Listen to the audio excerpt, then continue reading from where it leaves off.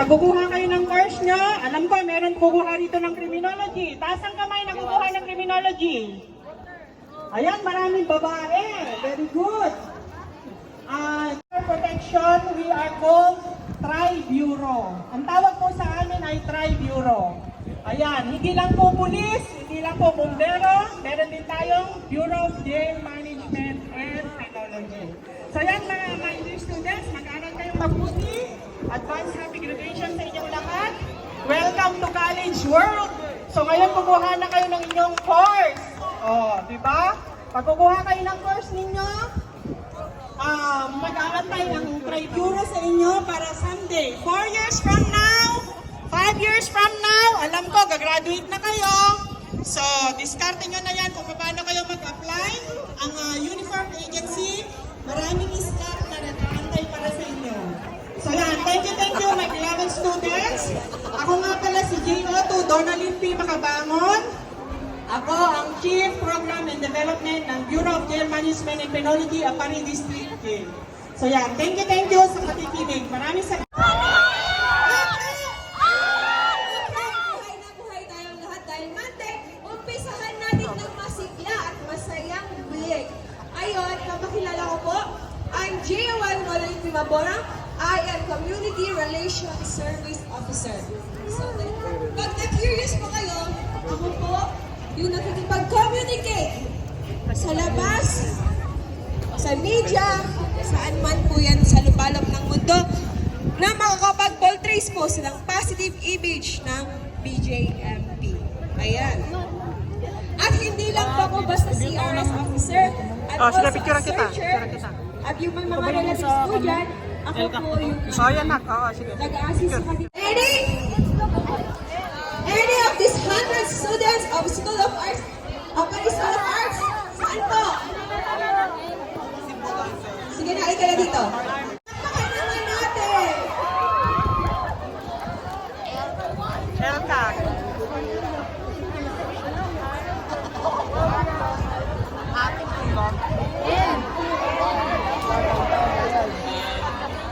My name is Nerzid Silaw, grade 12 STEM. So, ang meaning ng LCAP for me is Local Community Armed Conflict. Thank you. Okay, thank you ha. Mamaya, may 50 ka, may free lang yun eh. Okay, kukumpleto na rin ka. Okay, saan? Okay, halika na. May 100 ka. Elka. Thank you ha. Mamaya, may free. Ano gusto mo? Gcash? Or mag-cash na lang?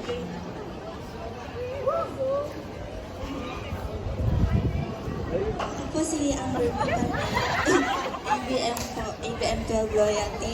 Yung mga meaning po ng naarawan, LCAP kayo sa is may kuwan, parang and kayo maarawan local na. communities armed Para conflict. hindi kayo maarawan. Okay, tama. Please.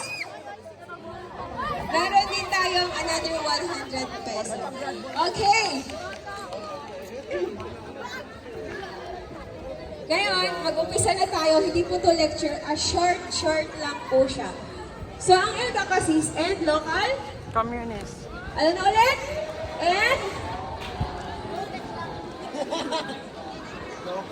Hindi ko naman sinasabi na napapariwara sa pag-ibig. Sino mga program dyan? Very good. CDGs. Alam mo mga CDGs? Sila po yung mga abay dito, no? Sila po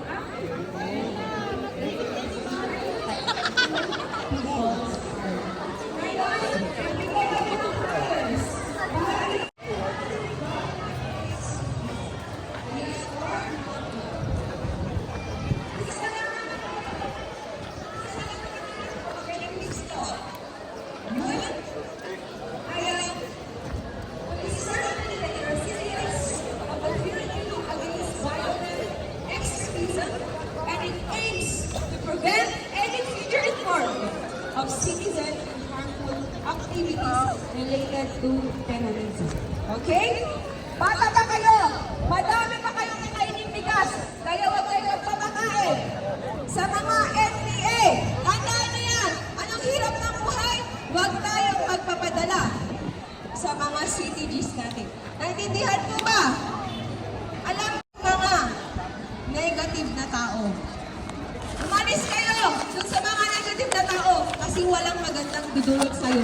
Isa na yan ang mga CTGs. Kung gusto nyo mag-bloom, kung gusto nyo gumanda, tanggalin nyo yung negative vibes nyo. Maging positive lang kayo araw-araw. Okay? Tandaan nyo, ang CTGs, ang NPA, walang magandang idudulot sa atin yan. Kung kayo man ay hihigayatin balang araw, wag na wag kayong papatinan. May sarili kayong isip, alam nyo ng tamang mali.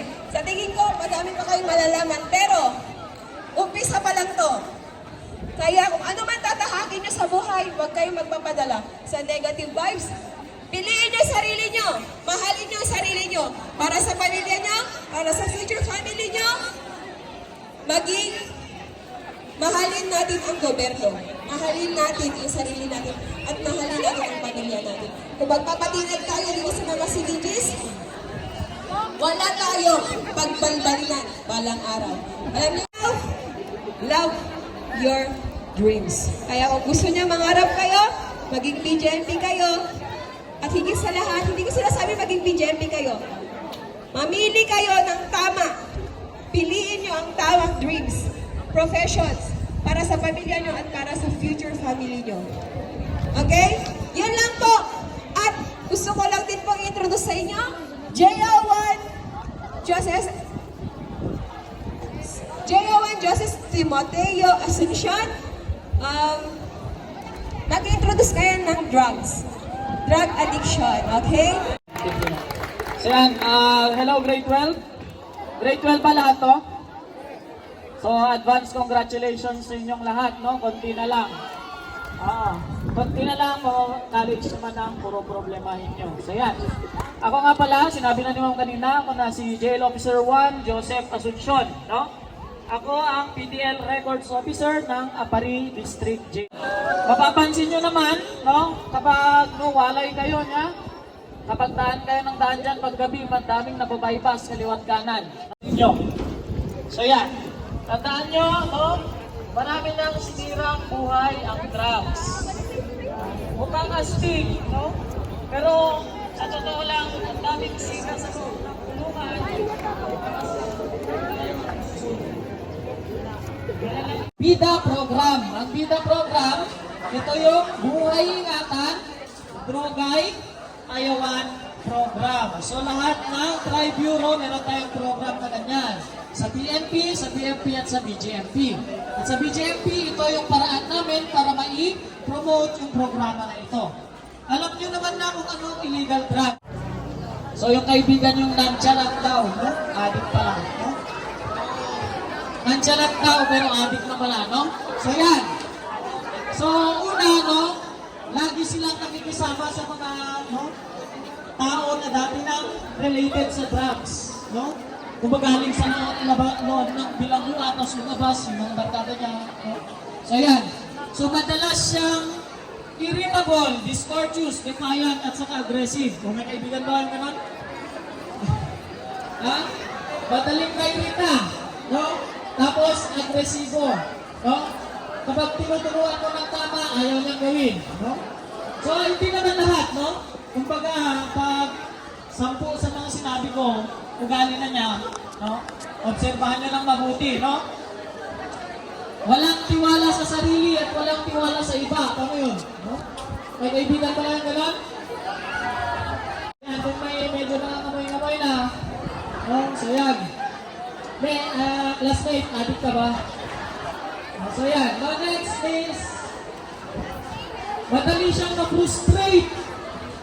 No, madali siyang ma-frustrate. Nak, yung mga naarawan, doon dito kayo. Yung mga naarawan, dito kayo. Tapos, walang interes sa pag-aaral o sa trabaho. Yung mga naarawan.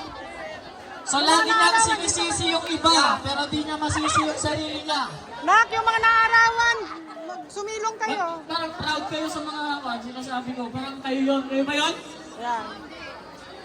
So hindi niya masisi yung sarili niya, pero lagi niyang sinisisi yung iba. No?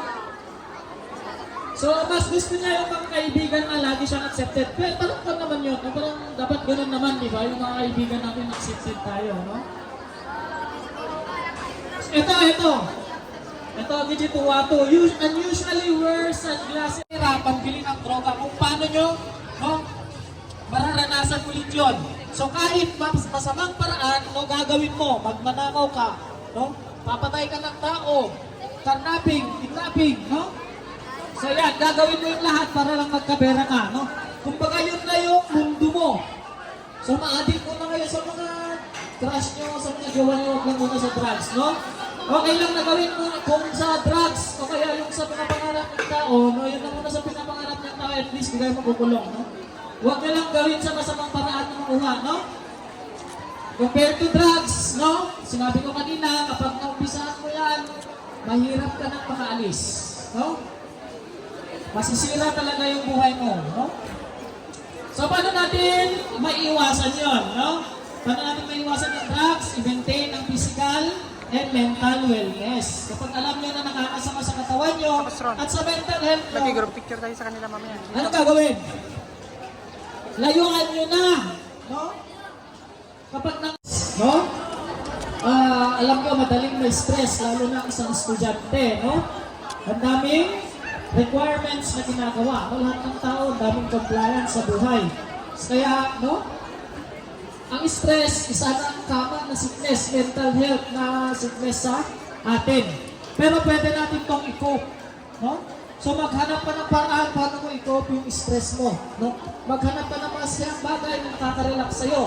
Kung nakakasama, anong gagawin? Iwasan. Layuan, no? Ganun lang kadali, no? Kapag nakakasama, lumayo ka na, no?